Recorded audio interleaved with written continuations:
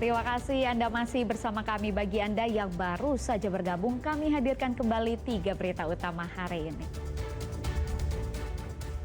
Diduga kurang konsentrasi, pengendara mobil sedan di Palembang menabrak minibus hingga terbalik. Seorang kurir paket di Kabupaten Pali membawa kabur uang belasan juta hasil dari pembayaran COD pelanggannya. Warga kawasan Seberang Ulu 2 Palembang resah dengan kemunculan buaya. Penangkapan buaya berlangsung dramatis.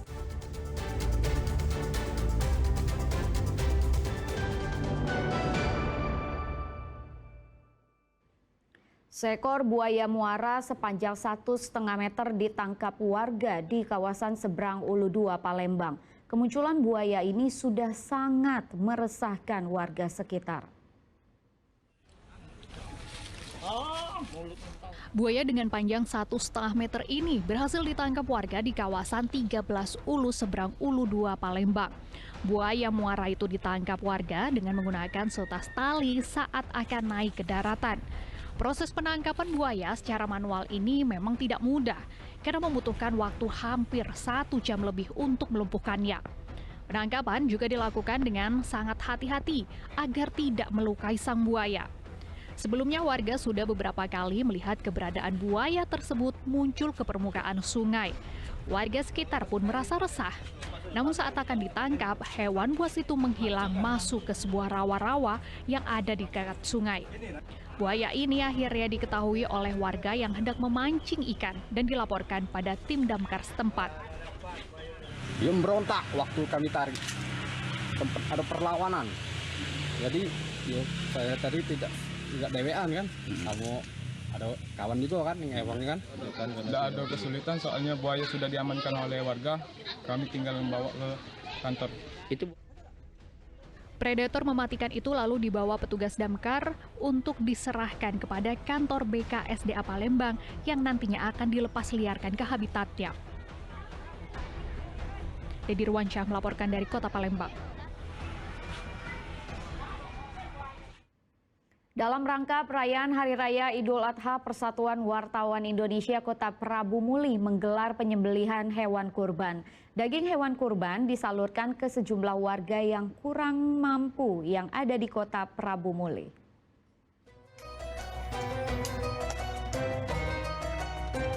Persatuan Wartawan Indonesia Kota Prabu Muli menyembelih 5 ekor sapi dan 2 ekor kambing kurban di Hari Raya Idul Adha tahun ini. Hewan kurban tersebut merupakan bantuan dari salah satu perusahaan swasta yang ada di Prabu Muli. Setelah disembelih dan dipotong, daging kurban dimasukkan ke dalam kantong plastik. Daging-daging hewan kurban yang sudah dikemas ini langsung disalurkan ke sejumlah tempat seperti warga kurang mampu, anak yatim, panti asuhan, dan penyapu jalan, serta jurnalis yang bertugas di Kota Prabu Muli. Total diperkirakan ada lebih dari 2.000 warga yang menerima bantuan daging hewan kurban. Warga pun mengaku bersyukur dan senang dengan adanya pembagian hewan kurban ini. Teman-teman media, PWI, dan media lainnya, dan teman-teman media juga hadir yang ikut mensupport dari kegiatan berkurban ini. Sudah kita salurkan kepada anak yatim piatu, kemudian sapu jalanan, kemudian ibu-ibu yang kurang mampu, dan ini dalam rangka bersama-sama dengan teman-teman media untuk mensupport dari program pemerintah Kota Prabu Muli. Kegiatan pemotongan hewan kurban jadi agenda tahunan Persatuan Wartawan Indonesia Kota Prabu Muli sejak 2 tahun terakhir. Diharapkan momentum Hari Raya Idul Adha dapat mempererat tali silaturahmi insan pers dengan masyarakat. Dedi Ruwansyah melaporkan dari Prabu Muli.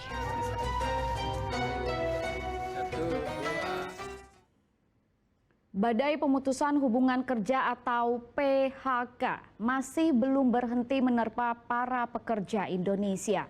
Namun PHK bukan akhir segalanya. Lalu bagaimana bangkit kembali dan membangun karir setelah terkena PHK? Berikut perbincangan dengan career coach atau konsultan karir Dedi Diego dalam Cuanomics.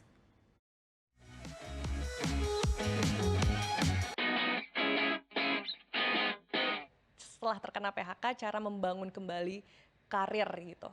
Oke, pasti mengacu pada pengalaman dan skill yang dimiliki ya.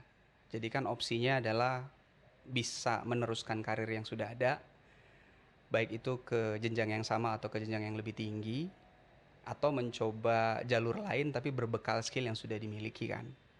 Nah contoh misalnya kalau misalnya kita mau kembali lagi ke dunia kerja gitu ya, ya kita harus lihat kebutuhan di dunia kerja sekarang seperti apa. Kadang kita ngerasa bahwa kalau kita udah senior kayak udah berhenti nih, kita udah sulit. Banyak pertanyaan juga ke saya dari klien-klien yang usianya sudah di atas 40 misalnya gitu ya.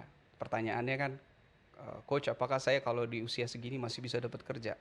Saya selalu bilang kesempatan itu selalu ada dan tergantung dari bagaimana kita mau mengusahakannya kalau menurut saya. Contoh misalnya menggunakan relasi. Mungkin kalau misalnya kita hanya sekedar lihat lowongan kerja, pasti hopeless orang-orang yang di usia 40 ke atas gitu ya. Karena batasan usia yang mungkin sekarang pemerintah sudah mulai mencoba untuk mengurangi, melonggarkan ya. Dan jangan pernah takut kalau menurut saya sih ketika bahkan ketika melihat sebuah lowongan itu ada batasan usia, sementara kita punya gap usia yang tidak sesuai dengan requirement-nya, untuk mencoba menawarkan diri sebetulnya. Taruh aja CV-nya gitu. Benar, untuk mencoba. Karena perusahaan itu sebenarnya kan ada dua ya. Kalau saya mengkategorikannya dari pengalaman saya mengamati dunia kerja ya. Ada perusahaan yang menjadikan batasan usia itu sebagai salah satu mandatory requirement. Jadi memang harus yang dicari usia segitu ya. Tapi ada juga yang cukup fleksibel dengan itu.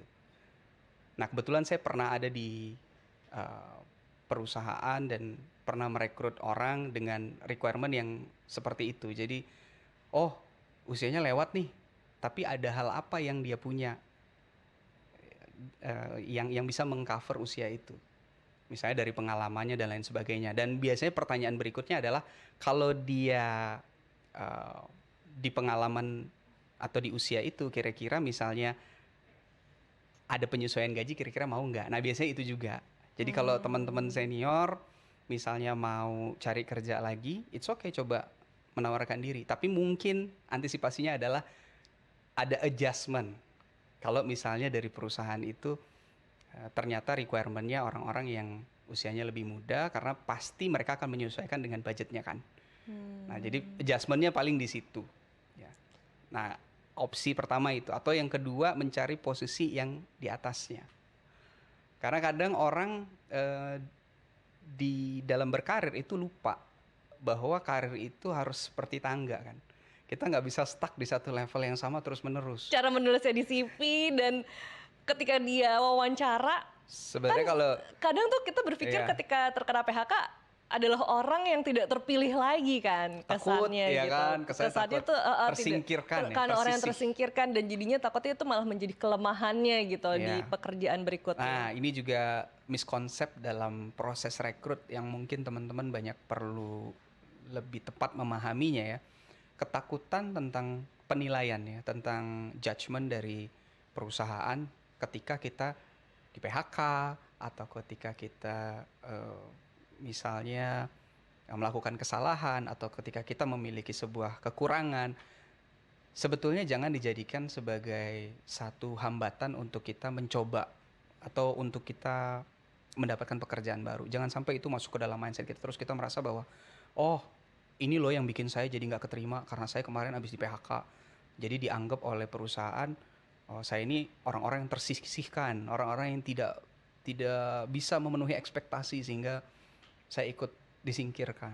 Nah ini tuh harus dibuang jauh-jauh dari mindset dulu pertama. Jadi konsep tentang di PHK berarti kita orang yang disisihkan, itu singkirin dulu, itu pertama. Nah yang kedua, ditulis di CV-nya ya tidak ada hal yang spesial, tulis saja pengalaman kita seperti biasanya. Dari tahun berapa sampai tahun berapa informasikan gitu ya? Apa yang kita kerjakan di situ. Selama kita bekerja, kalau misalnya memang ada prestasi di situ kita juga cantumkan. Nah, yang menarik itu ketika kita bicara wawancara ya.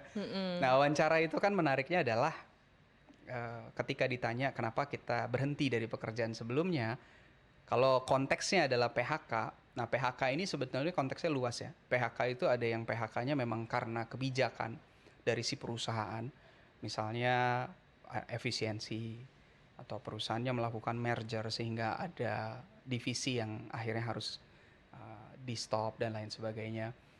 Nah, ketika PHK itu disebabkan oleh kebijakan-kebijakan perusahaan yang dilakukan secara struktur, sebetulnya menjawab apa adanya itu nggak masalah. Jadi kasih tahu aja, misalnya memang, oh ya saya terdampak PHK karena perusahaan kemarin melakukan efisiensi. Sampaikan apa adanya.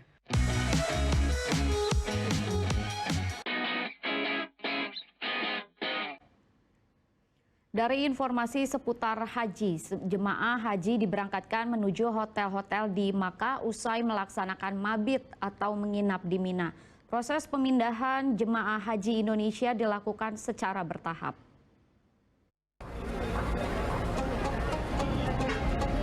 Rombongan jemaah haji Indonesia antre menuju bus di kawasan tenda Mina, Makkah, Arab Saudi. Mereka yang telah melakukan nafar awal mulai meninggalkan Mina menuju hotel-hotel di kawasan Makkah sejak hari Minggu. Sementara itu bagi jemaah yang memilih nafar sani atau nafar akhir dipindahkan secara bertahap pada hari Senin ini. PPIH Arab Saudi memastikan tidak ada jemaah haji Indonesia yang tertinggal. Di 13 Zulhijjah, seluruh anggota sektor ad hoc nanti melakukan penyisiran di setiap sudut tenda. Bukan hanya memantau dan melihat jamaah di dalam tenda, tapi juga kita sweeping itu harus selalu mengungkap apa yang ada di dalam tenda itu. Hingga Senin pagi, Masjidil Haram mulai dipadati jemaah haji yang telah mengambil nafar awal. Para jemaah mulai melakukan tawaf dan sa'i yang merupakan salah satu tahapan akhir ibadah haji. Nabil Abiyasa melaporkan dari Mekah, Arab Saudi.